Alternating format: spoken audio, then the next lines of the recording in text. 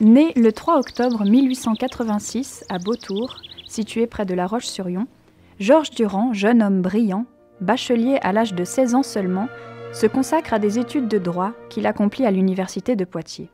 Mais le décès de son père, grand propriétaire foncier, l'oblige dès 1913 à mettre un terme à ses ambitions et à prendre en charge la propriété familiale.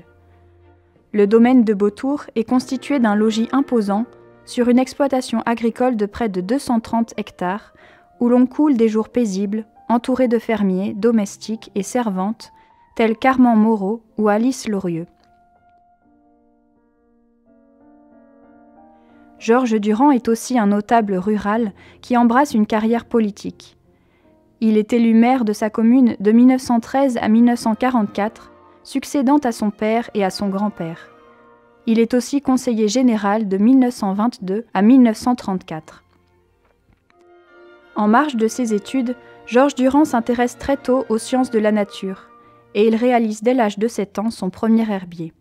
Il n'a de cesse durant toute sa vie d'herboriser, c'est-à-dire de collecter, sécher, étudier et classer un nombre impressionnant de plantes, en Vendée bien sûr, mais aussi en de nombreux coins de France. Mais ce botaniste passionné n'est pas pour autant un collectionneur déraisonné.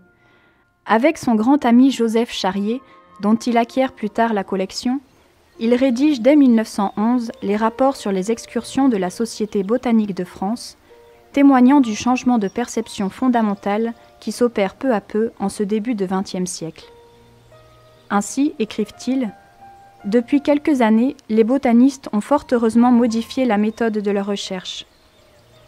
Ils ne sont plus hypnotisés seulement par la plante rare et s'intéressent tout autant à l'ensemble des végétaux qui forment la flore du pays qu'ils parcourent, à l'association des espèces qui croissent ensemble dans les stations qu'ils visitent, à la diversité du tapis végétal qui varie avec les localités. La richesse numérique des espèces compense sa pauvreté en plantes rares, d'où forcément résultent des associations intéressantes. » Georges Durand découvre aussi l'ornithologie grâce à Louis Bureau, conservateur du Musée d'histoire naturelle de Nantes, réunissant dès lors une très importante collection d'oiseaux naturalisés.